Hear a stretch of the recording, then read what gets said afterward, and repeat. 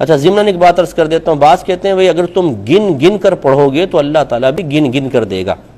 اس لیے شمار نہ کرو، بے شمار پڑھو۔ میں معذرت کے ساتھ کہتا ہوں کہ بات بڑی اٹریکٹیو ہے، یہ اٹریکشن ہے اس بات میں، لیکن صحیح نہیں ہے۔ وجہ اس کی یہ ہے کہ میرے آقا صلی اللہ علیہ وسلم نے کتنی ہی تسبیحات کے باقاعدہ ہند سے ذکر کیے ہیں، جیسے ہماری شہزادی کونین بی بی فاطمہ رضی اللہ تعالی عنہا کو ارشاد فرمایا کہ 33 مرتبہ سبحان اللہ، 33 مرتبہ الحمدللہ اور 34 مرتبہ اللہ اکبر